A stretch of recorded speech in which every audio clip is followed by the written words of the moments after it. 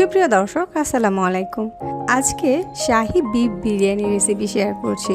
আজকের বিরিয়ানিটা রান্না করতে আমি তেমন কোনো ধরনের দামি মশলা ব্যবহার করিনি। নর্মালি আমাদের বাসায় যে ধরনের মশলাগুলো থাকে ওইগুলোই ব্যবহার করেছি। এই একই রেসিপি ফলো করে কিন্তু চিকেন অথবা মাটন দিয়েও এই বিরিয়ানিটা তৈরি করতে পারবেন। তাছাড়া এই বিরিয়ানিটা আপনি বাসায় ঝটপট মেহমান চলে আসলে বা যারা ব্যাচেলর আছেন বা বাসায় যদি কখনো কোনো অনুষ্ঠান থাকে, এই রেসিপি ফলো করে কিন্তু আপনারা তৈরি করে ফেলতে পারবেন। আশা করছি আজকের এই সহজ বিরিয়ানি রান্নার রেসিপি আপনাদের ভালো লাগবে। আজকের বিরিয়ানিটা রান্না করার জন্য এখানে 1.5 কেজি পরিমাণে গরুর মাংস নিয়েছি, আর মাংসগুলোকে আগে পরিষ্কার করে নিয়েছিলাম। মাংসগুলোকে এরকম মিডিয়াম কাট করে কেটে নিয়েছি। আর মাংসগুলো যদি হাড় চর্বি সহ হয় তাহলেই কিন্তু বিরিয়ানিটা খেতে সবচেয়ে বেশি টেস্টি হবে। এখন মাংসগুলো ম্যারিনেট করার জন্য এখানে 1/2 কাপ পরিমাণে টক দই নিয়েছি। টক দইটাকে কিন্তু ফেটিয়ে রেখেছিলাম আগে। এবার এর সাথে 2 টেবিল চামচ পরিমাণ আদা বাটা দিয়ে দিচ্ছি, 1.5 টেবিল চামচ পরিমাণ রসুন বাটা দিয়ে দিচ্ছি, জিরার গুঁড়া দিচ্ছি 1 চামচ পরিমাণ, আর ধনিয়ার গুঁড়াও দিচ্ছি 1 চামচ পরিমাণ। আমি এখানে কিছু কালো গোলমরিচকে এভাবে হালকা করে থেতো করে নিয়েছিলাম, সেটা দিয়ে দিয়েছি। আর লাল মরিচের গুঁড়া দিয়েছি 1 চামচ পরিমাণ। এর থেকে কিন্তু বেশি দেওয়ার প্রয়োজন নেই, জাস্ট একটু কালার আসার জন্য এটা ব্যবহার করেছি। লবণ দিয়ে দিচ্ছি স্বাদ অনুযায়ী। এবার দিয়ে দিচ্ছি বিরিয়ানির মশলা। যে কোনো প্যাকেটের বিরিয়ানির মশলাটাই কিন্তু আপনি ব্যবহার করতে পারবেন। এখানে 1.5 কেজি মাংসের জন্য আমি পুরো 1 প্যাকেট বিরিয়ানির মশলা নিয়েছি। পেঁয়াজ বেরেস্তা দিচ্ছি 1/4 কাপ পরিমাণ, কাঁচা পেঁয়াজ দিচ্ছি 1 কাপ পরিমাণ। এবার হচ্ছে সব কিছু মাংসের সাথে খুব ভালোভাবে একসাথে মিশিয়ে নিতে হবে। মাংসগুলো যত ভালোভাবে মাখানো হবে বিরিয়ানির টেস্টটা কিন্তু অতই বেশি ভালো হবে। এ পর্যায়ে হচ্ছে এর সাথে আমি অ্যাড করে দিচ্ছি 3 টেবিল চামচ পরিমাণ টমেটো কেচাপ। মাংসগুলো খুব ভালোভাবে মাখানো হয়ে গেলে এই মাংসগুলোকে 2 ঘন্টার জন্য রেস্টে দিয়ে দিতে হবে। হাতে যদি আরেকটু বেশি সময় থাকে তাহলে 3-4 ঘন্টা আপনি রেস্টে দিয়ে দিতে পারেন। চুলায় একটা কড়াই বসিয়ে 1 কাপ পরিমাণে বেরেস্তা ভাজা তেল দিয়ে দিয়েছি। তেলের সাথে কিছু আস্ত গরম মশলা দিয়ে দিচ্ছি, কয়েকটা তেজপাতা, দারুচিনি, এলাচ দিয়েছি। বাকি সব মশলাই কিন্তু আমার বিরিয়ানির মশলার সাথে ছিল, তারপরেও এই মশলাগুলো অ্যাড করেছি এক্সট্রা একটা ফ্লেভার আসার জন্য। মশলাগুলোকে হালকা করে ভেজে এর সাথে আগে থেকে ম্যারিনেট করে রাখা মাংসগুলোকে অ্যাড করে নিচ্ছি। হাতে যদি একেবারেই সময় না থাকে তাহলে কিন্তু মাংসগুলো ইনস্ট্যান্টও আপনারা মাখিয়ে রান্না করে নিতে পারবেন। এবার এই মাংসগুলোকে ঢাকনা খুলেই কষিয়ে নিব 5 মিনিটের মতো। আর প্রথম অবস্থাতে কিন্তু মাংসগুলো তলা থেকে লেগে যাওয়ার একটা সম্ভাবনা থাকবে, তো প্রথম অবস্থাতে একটু নেড়েচেড়ে দিতে হবে।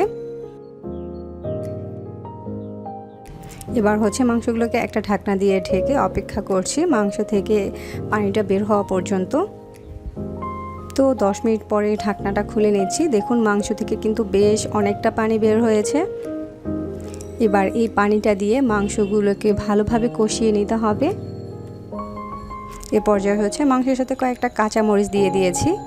মাংসগুলোকে আবারও ঢাকনা দিয়ে ঢেকে কিছু সময়ের জন্য অপেক্ষা করে নিচ্ছি। মাংস থেকে যে এক্সট্রা পানিটা বের হয়েছে ওই পানিটা দিয়ে মাংসগুলো খুব ভালোভাবে কষানো হয়ে গিয়েছে। এবার মাংসগুলোকে সিদ্ধ করার জন্য এখানে এক্সট্রা পানি অ্যাড করতে হবে। এখানে আমি 1/2 লিটারের মতো গরম পানি ব্যবহার করেছি। চেষ্টা করবেন গরম পানিটা ব্যবহার করতে, না হয় কিন্তু ঠান্ডা পানিটা ব্যবহার করলে মাংসটা সিদ্ধ হতে একটু বেশি সময় লাগবে। এই পর্যায়ে হচ্ছে এখানে আমি চিনি দিয়ে দিচ্ছি খুব সামান্য 1.5 চামচের মতো। ঢাকনা দিয়ে ঢেকে মাংসটাকে রান্না করে নিচ্ছি পুরোপুরি সিদ্ধ হওয়া পর্যন্ত। তো বেশ কিছু সময় নিয়ে মাংসগুলোকে রান্না করার পরে মাংসগুলো কিন্তু খুব ভালোভাবে সিদ্ধ হয়ে গিয়েছে, তেলটা উপরে চলে এসেছে। এই পর্যায়ে হচ্ছে মাংসের উপরে আমি 1/4 কাপ পরিমাণে পাউডার মিল্ক অ্যাড করে দিয়েছি। এবার হচ্ছে একটু নেড়ে চেড়ে দিচ্ছি। এই পর্যায়ে কিন্তু চুলার আঁচটাকে আমি বন্ধ করে দিয়েছি। আর এই মাংসগুলোকে এইভাবেই আমি একটা ঢাকনা দিয়ে ঢেকে একটা সাইডে রেখে দিচ্ছি। চুলায় অন্য একটা কড়াই বসিয়ে দিয়েছি, তার ভিতরে 1/3 কাপের মতো আমি রান্নার তেল দিয়ে দিয়েছি। এটা আমি বিরিয়ানির ভাতটা রান্না করে নিব ওই জন্য ব্যবহার করেছি। ঘি দিয়ে দিচ্ছি 2 টেবিল চামচ পরিমাণ। আস্ত কিছু গরম মশলা দিয়েছি, দারচিনি, এলাচ আর তেজপাতা। দিয়ে দিচ্ছি 1/4 কাপ পরিমাণ পেঁয়াজ কুচি। এবার পেঁয়াজের সাথে হালকা করে গরম মশলাগুলোকে একটু ভেজে নিচ্ছি একটা সুন্দর অ্যারোমা বের হওয়া পর্যন্ত। তো পেঁয়াজগুলো হালকা করে ভাজা হয়ে গিয়েছে। এখন এর সাথে আগে থেকে ধুয়ে পানি ঝরিয়ে রাখা 1/2 কেজি পরিমাণে চাল দিয়ে দিচ্ছি। চালটাকে আগে ধুয়ে পানি ঝরিয়ে রাখলে কিন্তু বিরিয়ানির ভাতটা একটু লম্বা লম্বা হবে, দেখতে সুন্দর লাগবে। লবণ দিয়ে দিয়েছি স্বাদ অনুযায়ী, আর কয়েকটা কাঁচামরিচ দিয়ে দিয়েছি। এবার চালগুলোকে 2 থেকে 3 মিনিটের মতো একটু সময় নিয়ে ভেজে নিব। দেখুন চালটা কিন্তু ভাজা হয়ে গিয়েছে, চালের কালারটা কিন্তু চেঞ্জ হয়ে গিয়েছে। এখানে আমি 1/2 কেজি চালের জন্য 1 লিটার পরিমাণে পানি ব্যবহার করব। তো আমি এখানে 1/2 লিটার পরিমাণে পানি ব্যবহার করছি, আর 1/2 লিটার পরিমাণে এখানে লিকুইড মিল্ক ব্যবহার করব। এই রেশিওটা কিন্তু অবশ্যই বুঝে ব্যবহার করতে হবে, না হয় দেখা যাবে যে ভাতটা অতিরিক্ত সিদ্ধ হয়ে যাবে বা শক্ত থেকে যাবে। ঢাকনা দিয়ে ঢেকে দিচ্ছি চালগুলো সিদ্ধ হওয়ার জন্য।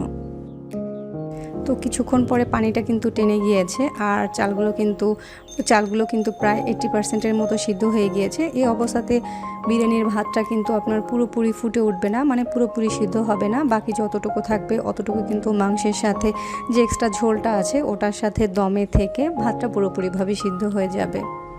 এখন এখান থেকে অর্ধেকটা পরিমাণে ভাত আমি অন্য একটা প্লেটে উঠিয়ে রাখছি।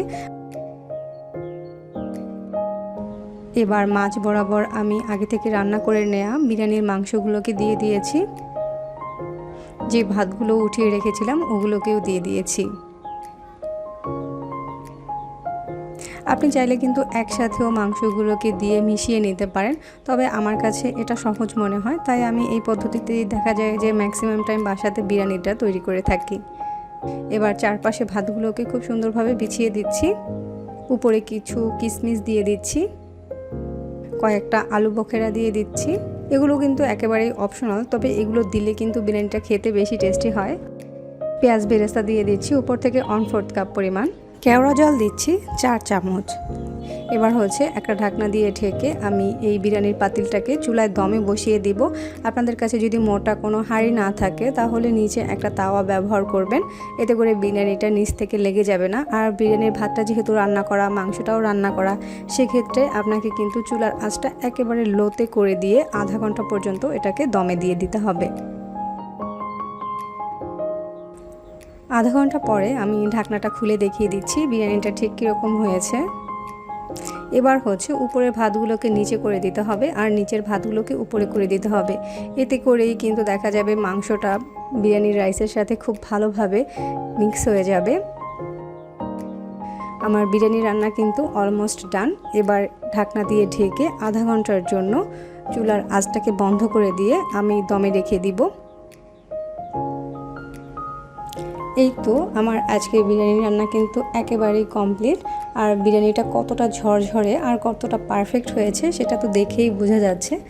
আশা করছি আজকের এই সহজ বিরিয়ানির রেসিপিটা আপনাদের ভালো লেগেছে। ভালো লাগলে এরকম সহজ সুন্দর রেসিপি পেতে আমার চ্যানেলটি সাবস্ক্রাইব করবেন, আর পেজে লাইক দিয়ে রাখতে পারেন।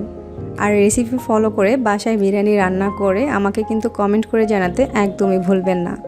আজকে তাহলে বিদায় নিচ্ছি। আল্লাহ হাফিজ।